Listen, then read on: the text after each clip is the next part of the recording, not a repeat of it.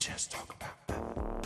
Writer, director, and member of the greatest rock band of all time, the Junkies, Nick Castle.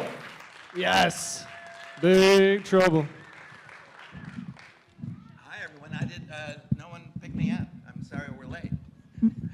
Well, It's worth the I wait. have to be led all around. I don't know where I'm going.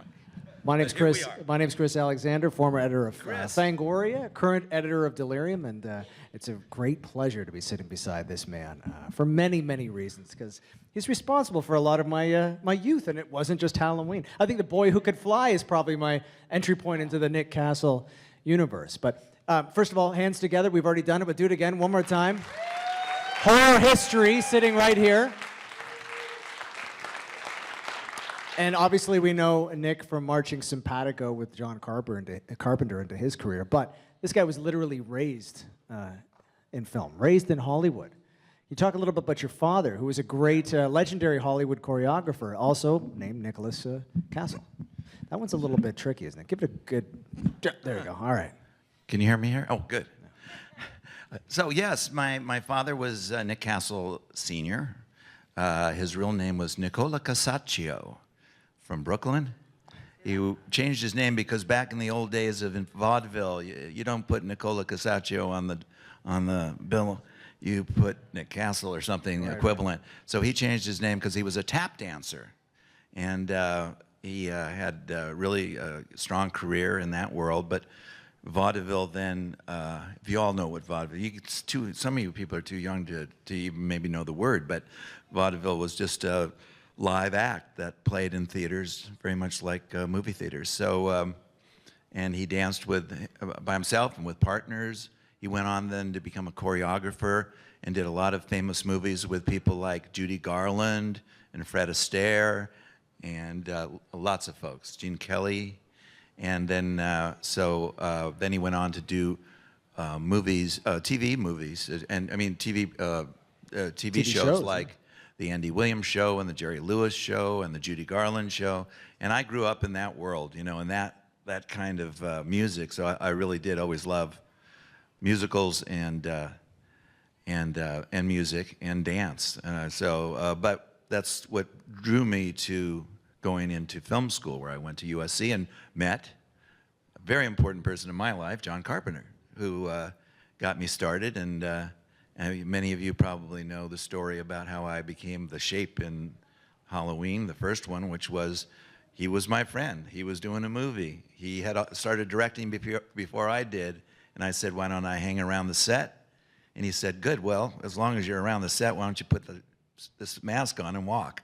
And that's the beginning, and that's why I'm here 40 years later. But that's weird. Not the beginning. This is something we forget about. As a young guy, right out of USC with John, you get nominated for a freaking Oscar in like what 69, 70 for doing some of the music. You co-produced, I guess too, right. The Resurrection of Bronco Billy, which was a short film. And this guy, how old were you when you got an Oscar nom? Well, let's see, that was 70, so 23. So you must have, from that point on, knew that it was probably okay to hang out with John a lot because good things happened to you, right? That's right. This was a short film, basically a student project that was well done. I was the cameraman on it, co-writer, and John Carpenter was the editor, and we both worked on the song for it and sang the song on it.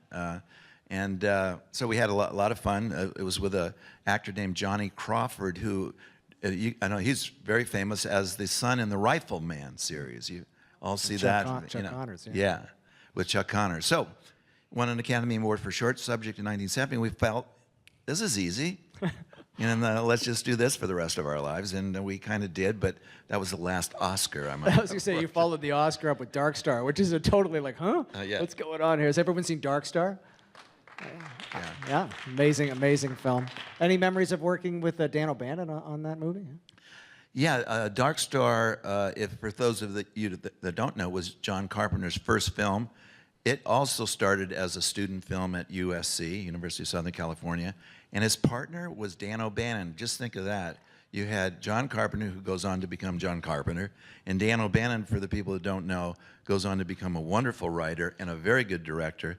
The most famous writing he did, of course, was Alien, and just a tremendous production designer and production person, and was just all around a great filmmaker. So he had a lot of talent with those two young people, and I just kind of, you know, tagged along and played the beach ball monster, if anybody saw that, this kind of stupid breathing bubble. Brilliant. And Dan O'Bannon, unfortunately, has passed away, and but was, I thought, one of the underused talents in Hollywood. Just a tremendous creative individual. Also director of course, Return of the Living Dead, which is one of the greatest zombie films of all time. Yeah. But you know, Dan, John, you, I mean, what I love about your career too is I really like Renaissance people. And I just love the fact that everybody wears so many different hats on the John Carpenter movie, even John himself, you know, pitching in to do the music just because, hey, no one else is going to do it, I can do it for cheap. And so, you know, all of his stuff. Right. And you too. But can you talk a little bit about working with John on that sense, on a creative level, with everybody just kind of jumping in and just doing stuff? Yeah, you know, the world of independent filmmaking is a lot like going to film school in that sense. You know, it's like you don't have the money, first of all, to hire people, so you're asking favors of friends, and you're getting people to run around. If you're the, you know, if you're the star of the movie, you're also, you know, pulling the lights and putting them up, and so it's that theory, and it is kind of fun because you become more of a family, and you feel more attached to the project, really, in a way that wouldn't be if you were just hired. Yeah. So that's a lot of fun, and you know, this working with John was just like, you know, working with my teammate. You know, that's so it was very casual, a lot of fun, and you learn quite a bit, you know, from the, you know, both the successes and mistakes that you make on these things. And when I was talking to young filmmakers, I often talk about the most important thing about film school, or those early years. Everyone's going to learn how to do the craft. Everyone's going to have even their own creative approach, but the one thing that is indispensable is the relationships that you make, and those are paramount. It certainly was for my career. Yeah. You know, talking about Halloween, which of course everyone wants to talk about, and we will. John's, I know John was, I was talking to Dean Cundy at one point, who shot Halloween, as well as The Thing, and many other Carpenter movies, and other movies, one of the great cinematographers. But mentioning how much John loved Italian horror movies at that period, and was, I guess Suspiria was really hot, and John was really into Suspiria, and he was making Dean watch these Italian movies. Did it same thing? Do you remember like his passion for these movies? Did he make you watch any of these things? You know, that's real interesting. No, I didn't know that story either, and no, I wouldn't have known Suspiria at that particular time. So you could see how advanced John was in terms of not only knowing the genres and that were out there and available to you, but also the film history that he was really strong on. You know, yeah. And that helped. And by the way, that's another good reason to be at a film school, is that you are, you know, you do. See a lot of film, and you start to appreciate all the little things that great filmmakers do. Can you put on your mask again, man? Can you just do that for me, just because we want to have a visual as a reference point? There you go. Now, just look at that mask, because that's Captain Kirk, right? Is that true? That is the truth. So can you talk about the creation of the mask, how this came to be? Obviously, in the script, it didn't say reverse Shatner mask, so... No, I've heard it. I've heard the story enough times, I think, to tell it pretty accurately, because I wasn't there at the time that they were creating this. And you know, there's a very talented, going back to my point about film school friends. Well, this was John's high school friend, Tommy Lee Wallace. Does anybody know Tommy? Yeah. Yeah, he's a really very talented guy, great director in his own right. Director of Halloween 3. Halloween 3, It, the TV show. Fright Night 2. All kinds of good stuff, and he comes to these things sometimes too. So I think, in fact, he's going to come to the one in what's the one in Cherry Hill, New Jersey. It's a Chiller. Is that what it is? A Horror Hound. It's a Horror Hound. In August. So if you guys are in that area, you might want to meet him. He's a wonderful guy. In any case, he was John's friend. Went to USC Film School. Was on his other films. And he was the one that said, okay, we need something for the mask. And he went into a toy store on Hollywood Boulevard, very famous one, toy and magic store, and then looked at all these masks, found this one thing was a clown mask. The second one was William Shatner, looked at it and went, huh, I could do this, this, this, and this pretty easy, and it'd be a very blank face. It'd be interesting. So he did that. He did a little bit of mock-up, changed the color a little bit, and the hair. And I remember him telling the story about they did John and Deborah Hill, and I forget who else, were sitting in a room, and they basically brought in an actor with one mask in, was the clown. They went, whoa, that's pretty scary. But then when they brought in this mask, they just stopped and they had a chill. And they went, oh my God, is that cool? And they knew it right away, you know. They just knew it right away. So, and it was like, I mean, how, you know, it's nothing that was like precisely made for a movie. It was like you just bought it off the shelf, cut the eyes out a little bigger, whiten it up, and screw up with the hair. And, you know, it just works. So it just takes the imagination of someone as creative as Tommy and of course, John didn't recognize that. With a lot of happy accidents along the way. Yeah. You know, just again watching this gent walking around with the mask on earlier and looking at him, and it's very intimidating. Even though you've seen this, to have this blank-faced automaton just moving amongst you. What was it like on set with you with the mask on? Were people kind of, eh? I mean, sure, it's Nick under there, yeah, but we know you know, it's Nick underneath the visceral there. reaction to that. You know, I frankly don't remember it scaring anybody. Maybe because I just don't. Not a very scary guy to begin with. That may have something to do with it. I get the same reaction to you, though. I mean, I'll see little kids with it on, walking around going, "Ee," you know, in these conferences. But no, I think you know, it was it maybe just didn't have the same effect. It has the lure of the whole. It's iconic. Yeah, iconic image. Yeah. You know, we do have a little bit of a short time because sadly. We didn't fetch this man in time to get here right at the beginning, but I'm sure everybody's got questions. And the procedure is, come on up and line up in front of this here microphone. And you know what, I'm going to let this young gentleman go first, because this guy always says, ringer question. I love this guy's questions. Now that's a little, can you get that down there? Yeah, okay, all right, yeah. If Michael Myers had a fight with Jason Voorhees, let's find out right now. What, you want to fight him? Yes. Oh, My God. Okay. It's a union thing. I don't know if you can do it. That's right. No, I give up. You win. How's that? No. Oh, no? No, you're brave. You're just like me. You never die. Oh. Well, maybe that we could fight forever. It's like the John Carpenter's film They Live. That was a fight the greatest fight scene of all time. It's like almost half the running time, that fight scene. It's a great, maybe later after the show, you can go to his table and do a little, you know, impromptu you come by the wrestling. table. We'll talk about fisticuffs. Oops. You could just hand it to the next person. How's that? Who's the next person? Do we got any more? Here we go. Come on, everybody. Let's go. Just there we go. Hi, Nick. Hi. The head tilt, was it scripted or improvised? Well, that's a good point. I don't think it was scripted. I think it, and it wasn't. I didn't improvise it. I remember very distinctly being on the set and John basically puppeteering me, you know, from behind the camera. He said, "Tilt your head," and I went like that. And he went slower, slower. Now go back. Now go back. And then we probably did a couple takes where he got it exactly the way he wanted it. So, you know, I had no idea what the hell he was doing. I was underneath the mask, just, you know, being directed by the master.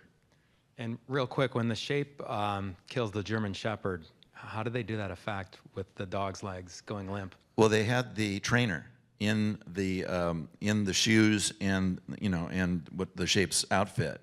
And you know what? I didn't see that being shot because it wasn't in the scene. So I think he just picked him up, you know, and had him train the dog to be dead weight. Just relax. Yeah. Thank you. Sure.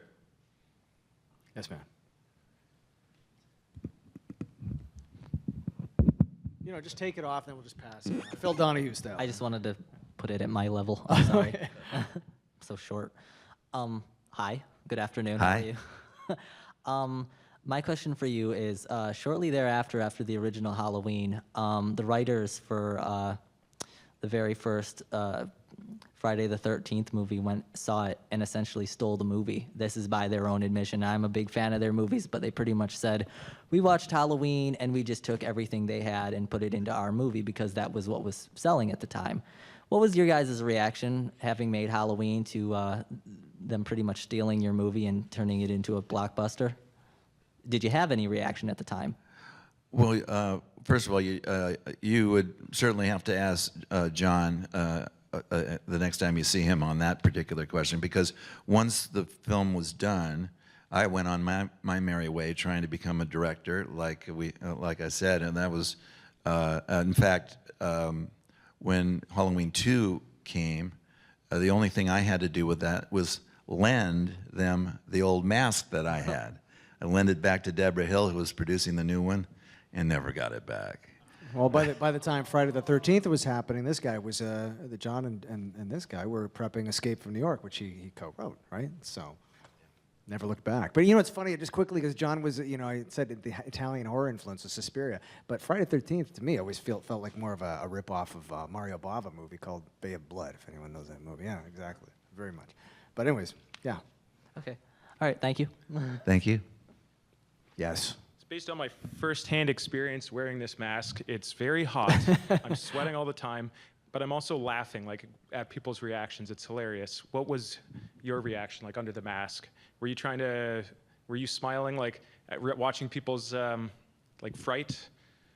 Well, not really, because on the set it was very planned, you know. So it wasn't like you get walking through a crowd now, which is like there is a little trepidation, I suppose. No, and I don't remember it being too uncomfortable. I remember I put on the mask, you know, for the new one, which I thought was tighter, and it was a little bit more claustrophobic. But this one, I remembered it was looser, and yeah, it was fine. I was, you know, you're not in it forever, and you can take it on and off. It's not like poor, you know, Freddy Krueger, where you have to put on all those applications and everything else, and then eat lunch with that stuff on. Yeah. It must have been amazing, because I think if you're a Halloween fan, which obviously everybody is, one of the greatest strengths of the movie, and I've always wondered what it would be like to watch it without the music, because that's what propels it, right? Can you describe what it was like the first time you saw it with John's all-encompassing music on it? Yeah, I don't think I saw it until there was a premiere or a cast and crew screening. So, but I did hear, again, Tommy Wallace. That's why you gotta demand he come to these things. He was the editor on it, and he said they showed the movie, you know, obviously as they're doing it to each other, to see how it was going. And he says, yeah, it's working. I think it's working. Then John did the music, and they showed it again. And they went, oh my God, it's working. It wasn't just working, but now it's working. You know, it was night and day. They said it was like we thought it was working, but now we knew it was working. It was just like that's how important music can be. Totally. I mean, it's a couple babysitters walking down the street until you go ding, ding, Yeah, ding. exactly. Like, ah.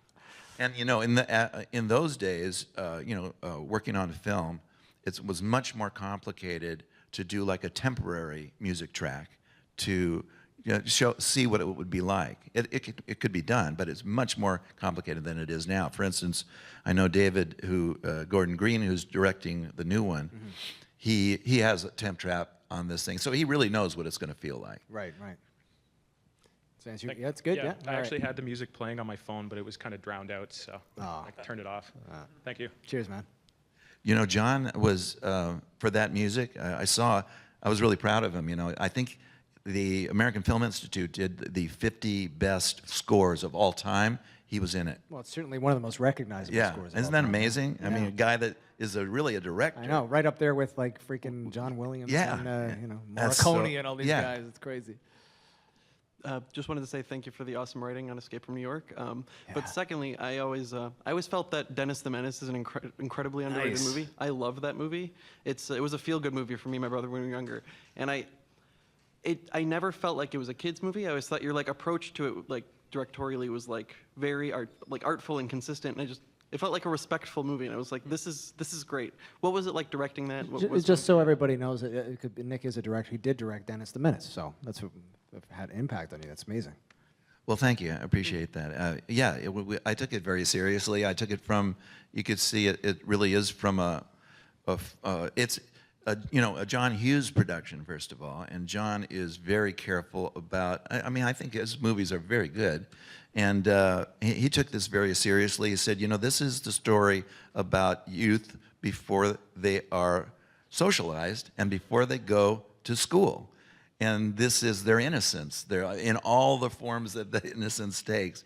And he talked to Hank Ketchum, the actual cartoonist, a famous cartoonist, brought him involved to find out from him. I mean, it was really taken seriously. And think of the casting of this thing, with Walter Matthau, Joan Plowright. He just got some wonderful people to be in it. The editor was the editor for All That Jazz. I mean, just unbelievable talent. The production designer was James Bissell, who did E.T. and tons of stuff, still a good friend of mine. So we had a wonderful cast, a wonderful crew, and that gives you a sense of how he was kind of, because he was the godfather of that picture, I was brought in as, actually there was a director on it right before I started, and they didn't get along, so I came in and really kind of started to design it with him. But I appreciate it. We did do a lot of work on that, and it was John Hughes' movie back to Warner Brothers. He did it at Warner Brothers, right? Listen to this. And he could do anything he wanted it. Why? Because the last movie that he wanted to make at Warner Brothers that they said no to was Home Alone, which he went to Fox to do. Okay, so now he comes back to Warner Brothers for this because they had the rights to it, and he liked the idea of it. And they said, go ahead, John, do whatever you want. We'll stay out of this. Just make another big hit. And he just took that, and we shot 106 days on this movie. Let me just tell you, that's a long time. I think that's the longest by 100%. Almost like the longest other movie I ever did was like 50 days. So 106 days about a little kid. So, but John would kept writing more pages and doing stuff and take your time, and it was pretty crazy. But it did actually, in that sense, give us all the leeway to do it right and not feel rushed. Yeah, creative freedom there. Yeah. It always felt to me like a very expensive Our Gang episode or something Exactly. like that.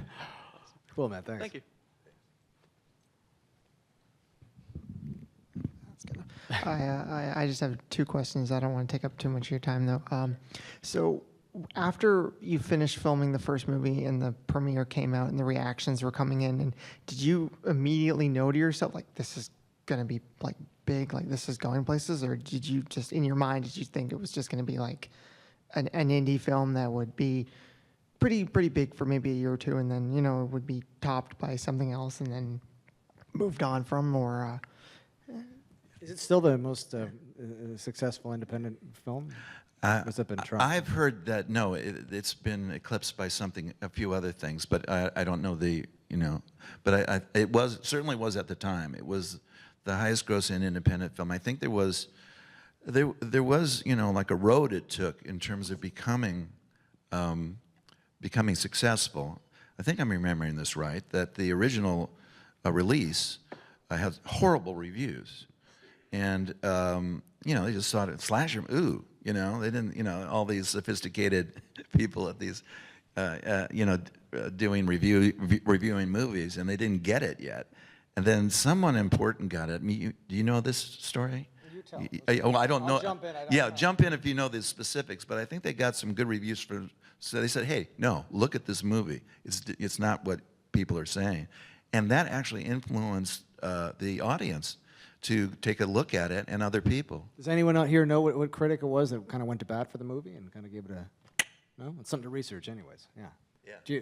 Was it like a Ebert? No, he hated horror movies. I know. I don't know. I know I heard this, and I'm only like you guys probably getting a lot of this lore, understanding it myself because, like I said, after the first one, I just kind of went on my merry way, except for losing my shape.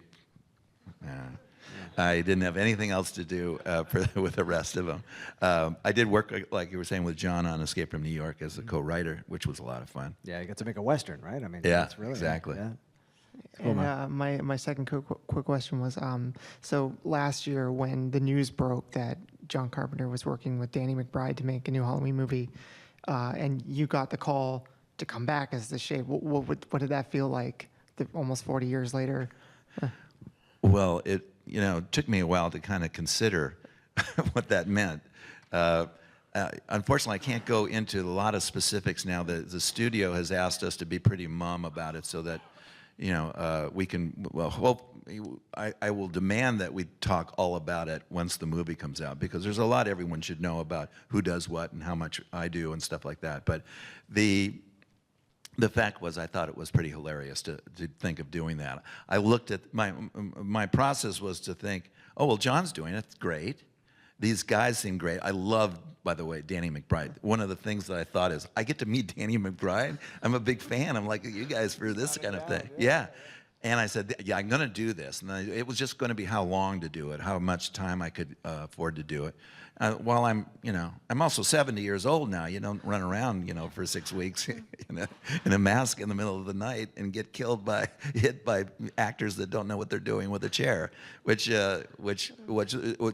to say that you'll be hopefully meeting a guy named Jim Courtney, who also played the Shape in the new movie, and he'll be another person that I hope you will enjoy talking to and getting his autograph when this thing comes up and becomes a big hit, which we hope. Just moving away from how you said, I did this, I put on the mask, I went tilted my head a few times, I said, okay, see you later, John, I'm going out to play golf, whatever you did. And just kind of like moved on to the next thing. But at what point, this guy directed, The Last Starfighter, The Boy Who Could Fly, Linda Hamilton before she made Terminator, and a movie called The Assassination Game Tag. Was Halloween even on your resume when you were moving from project to project? At what point did you put that back on? I don't think it's ever been. Ever been? Okay. No, because I never thought of it. You guys are the only the ones that started making me think, oh, maybe I am good at that. No, I never thought of it as anything but putting on a mask. So I never thought of it as acting. I just thought of it as like I was a prop. Like I was someone that, John would, like I said, puppeteer. Go walk that way, walk that way, walk that way. That was, to a certain extent, anyone could have done this. And now what I've enjoyed mostly about all this is being able to come and meet you guys. It's been a lot of fun. Not only do you guys like this, but a lot of you like my other films, like we were just talking about. So it's a nice thing to know in my retirement that I had some effect on some people. And get some of the residuals you never got from the first round, right? Yeah.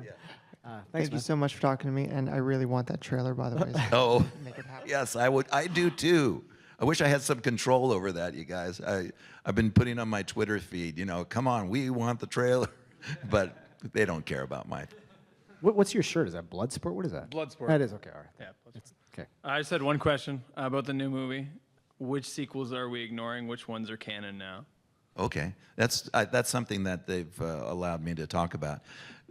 Yeah, the sequel was conceived. This sequel was conceived as in this regard. They said, "There's no way we can follow all the things that happen between 1 and whatever it is, 8 or 12 or 17 or something, whatever it is." What they liked about it, what they came up and pitched John Carpenter about, was this. Here's the idea. He gets shot in the first one. He falls off the thing, right? Everything else after that is different. The one thing that he said, what happens is they shoot him.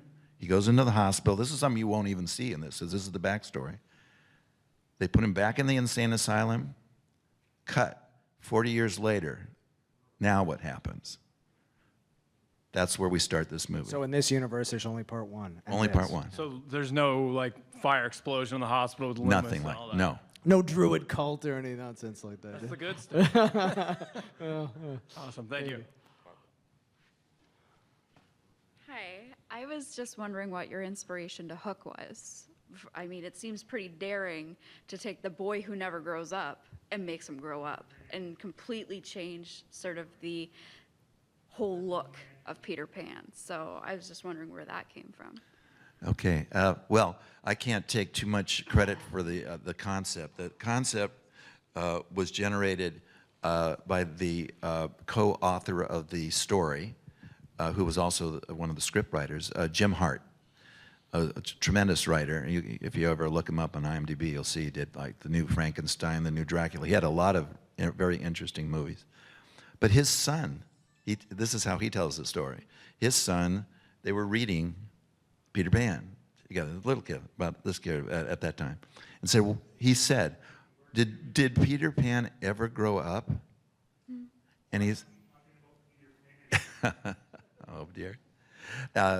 Did Peter Pan ever grow up? And he went, no, Peter Pan never grows up. And he went, what if he did? And that was it. That's as simple as that. But it's inspired, interestingly enough, by his own son reading Peter Pan, and you know, the idea of a kid coming up with a story is, I think, a lovely piece of that information on So that. what part, you were just a co-writer for it? I was yes. In fact, to tell the truth on this, what my job was when I got on that picture was to direct the movie. Oh, really? I was going to direct the movie. Jim had the idea. We went to the studio with it. And the studio, I had just done a movie called Tap, about tap dancing with Gregory Hines and Sammy Davis Jr.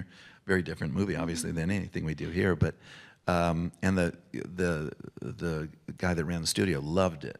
He said it didn't really hit with the audience, but he just loved working with me. So we brought it to him, and he said, "Listen, if you work with Jim on this thing, I'll do it." And I said, "I will." So we worked for about a year on the first draft of the script, and afterwards, usually I don't get a credit for that. Jim said, "No, Nick, you have to be you have to get some credit on this. You just did too much." So he said, "Why don't you be a story by credit with it?" I said, "Okay," because I thought I was going to direct the thing anyhow. It just didn't work out that way. But I feel when it's said that I wrote it, you know, like it's not exactly technically true. I wrote the story, co-wrote the story with Jim, but I did put a lot of effort into the screenplay. Very, very cool. Yeah, thank you. Love you. it. Thank Love you. it. So, thank you. This will be the last question for the Okay. day. So, Oh, I thought there was somebody behind me. No? I was just thinking, Last Starfighter, I think I told you before, huge part of my childhood, teens. So Michael Myers is now 40 years later, so do you think there'd ever be a chance of doing like 30 years later in Last Starfighter? There's been rumors about this for about 20 years, about doing I a would love sequel or a sequel to The Last Starfighter. In fact, at one point in the early 2000s, about 2005, 2006, myself and the original writer were pretty much walking out the door ready to shoot a sequel, a That's 25-year later sequel with Lance Guest, with Catherine Mary Stewart. And the screenplay was done. We had a green light to shoot it. We'd done all the storyboards for it, and then it fell apart. And there's been a lot of problems with the rights of the thing because they've been split between the writer and the studio, and neither one wanted to give up on it. Right now, it all totally belongs to the writer, who's still a good friend of mine. I would never, at this age, be doing the movie. No studio would back that, nor would I probably. But there's still now a good shot. A guy named Gary Whitta, who did the Return of the, what's the Last Jedi? The Last Jedi. The Last Jedi. Thank you. That's perfect. Last Jedi. He wrote The Last Jedi, and he's involved with it. He has a new take on it and stuff like that. And That'd be awesome. they're going, I'd love to see that again. I would love it. And I think we were talking about, wouldn't it be great to see even the old one with some new, better animation in it? It would be a great series because 80s, culture is so hot now, right? I mean, there's a lot of It'd be a people trying to great steal TV that thing, series. by the way. Yeah. That would be an awesome Netflix series. Well, that wasn't a big hit right from the get-go, though. It took some. It's another one that found its cult really on video and. Yeah, it was modest. It made about double what its price. I saw it more than once in the theater. Wow. Yeah. No, but you're right.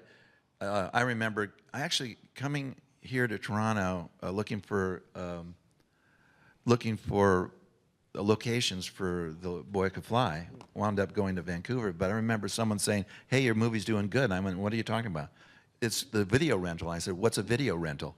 This was 85, maybe? 85, yeah. And it was like big, it started to become like, then it got on cable and all that. So it had a great long life, and a lot of people love it. I'm very happy with the Love that response. movie. Thank you. And your critic from before, I looked it up on Google, was Roger Ebert. It was Ebert. Ebert hated Roger all. Ebert. He was at that point. He hated all horror movies. I know it's Oh, going no, on. it was. They showed the the thing on Google, and it was like It a was brilliant Ebert. review. Wow. Huh. It was Ebert. Thank God for Google. We know There you things go. now. There you go. Google's awesome. Well, I mean, listen, at Last Starfighter, I mean, all these, you've done a lot of movies that have endured. Like, they really have endured the ages. And thankfully, so have you, because then we can sit in here and listen to you talk. My last question for you before did you have something to ask? Yeah, go ahead. I was wondering if I could get a picture of Nick with the guy with the mask. Sure. Well, we'll do that after, but I have one more question before we break, as the show's over. But is everyone coming back tomorrow? No? Who's coming back tomorrow? Yeah, okay, you can go see Nick tomorrow, because I think we're done at 6, right? Yeah. So come back tomorrow. He'll be at his table, and he'll chat you up a little bit more. But I do have a question about the Coupe de Villes. Are they still around, and when are we going to see the tour? John's out there touring his stuff. Where's the Coupe de Villes?